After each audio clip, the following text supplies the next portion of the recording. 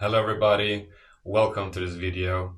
Today I'm going to talk about the I am concept, how it can be applied within non-duality and in embodiment of non-duality.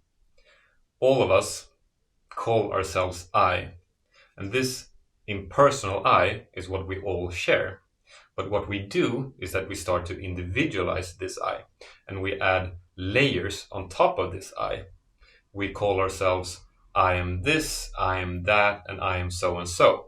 So what we do with these definitions is that we create a boundary around our I. And with this boundary, we have self and other. This creates the perception of separation. And separation in itself is not a problem, but it can become a problem when the I do not perceive its essential nature, but exclusively identifies with one's separate identity, because this can give rise to suffering and distortion. And I'll explain how this works using a couple of figures. We'll start with this one. We can call this the eye of the storm. In the center, we have our true I. Here, nothing ever happens. There's pure stillness here. But then, in the storm around it, we have movement and a lot of creation. So what this I is doing is that it starts to vibrate, and these vibrations create structures. The structures create thoughts, and the thoughts create lenses. So this I expands and grows, and it adds layers and layers of different lenses so it can perceive all that it can be. And the path of non-duality is moving from one's outer identities into one's innermost identity, into one's ever-being. And the path of embodiment is taking the energies of the true I into the ever-becoming and aligning all one's identities into the energies of the I. This is the experience of a lot of people today. Here is perception of separation. And this separation have gone so far that the person have pushed one's identity of the pure I into the subconscious. So this person cannot perceive one's inner identity. What this is doing is that one's experience and one's behavior is no longer aligned with one's true nature, but is a reflection of the world of separation. So one's motivations, one's values and desires are not the desires of the true I, they are desires of the world of separation. And the arrow here is the arrow of growth or becoming. And with all this separation and misalignment, a lot of one's energy dissipates along the way into all of stuff that is not really aligned with natural growth. So it's difficult to grow into one's full potential. So also one's potential will be pushed into the subconscious. And the definition of subconscious in this video is everything that one can possibly know, but one do not at the moment know. So it's a very broad definition. So also one's potential will be pushed into the subconscious. We move on to the eye of I.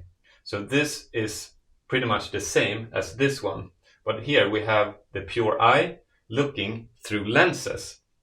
We have the lens of I am the body and I am so and so. And for each lens, one will modulate one's perception more and more. And this is how our entire reality is constructed. We just have the pure I, and it creates lenses and lenses and lenses and lenses on top of itself, within itself, and eventually we'll have an entire reality.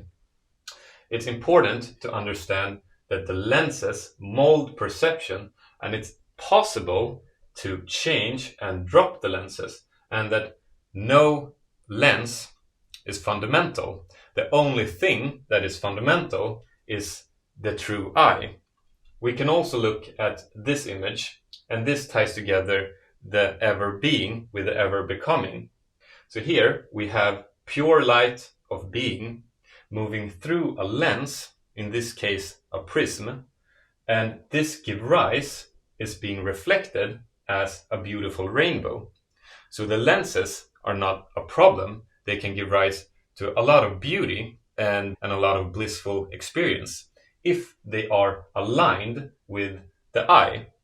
But if they are misaligned, as this one is, the pure light is being distorted through the lens, which give rise to a distorted perception and a distorted experience with suffering. And looking at this image again, we see that non-duality is seeing through all layers of self-imposed identity into the innermost I. And the energies of our innermost I, of the Absolute, is Satchit Ananda, or being, consciousness, bliss, or it can also be translated as happiness. And the path of embodiment is aligning all identities to the purity and peace of the true I, where all creation is a reflection of I. So all of these lenses that are created in the becoming will reflect the energies of the I. So for the embodied person, it doesn't matter if one is perceiving only the silence of the true I, or looking at oneself from here, or looking at oneself from here as a person living inside of a world, because the person inside of a world will carry the energies of the pure I, and it will perceive reality as a reflection, as a carrier of the energies of the I, wherever it finds itself. So these two paths becomes aligned. So one align the energies of the true I, the ever being, with the ever becoming. So the ever becoming is a reflection of the ever being. They are not different things. They're essentially the same thing wherever you are in the vastness of creation. Okay, that was all for this video. I hope you liked it. Thank you very much for watching. Bye.